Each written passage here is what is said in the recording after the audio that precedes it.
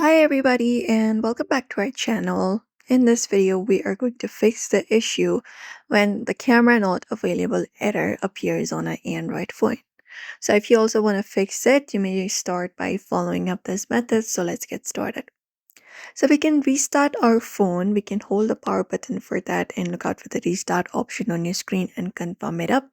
Once you do so, a simple reboot can resolve the minor glitches and software conflicts that may be preventing the camera from working.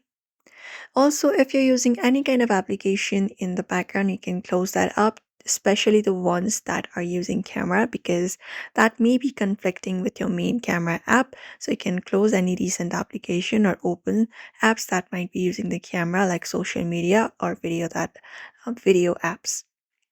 Also check for sufficient storage. You can go to your file manager for that.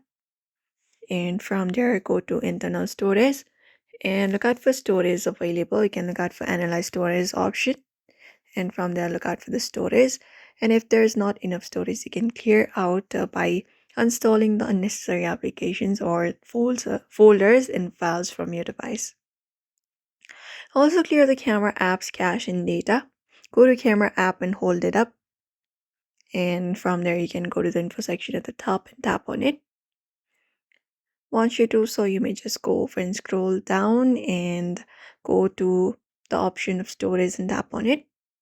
After that, look out for clear cache and confirm it up. Also clear data if necessary.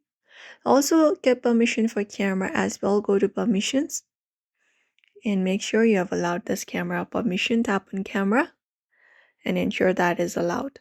And that is it. So therefore, everyone, you may try out the solutions if you are getting that kind of error. So do not forget to give this video a like and also subscribe for more tips and tutorials.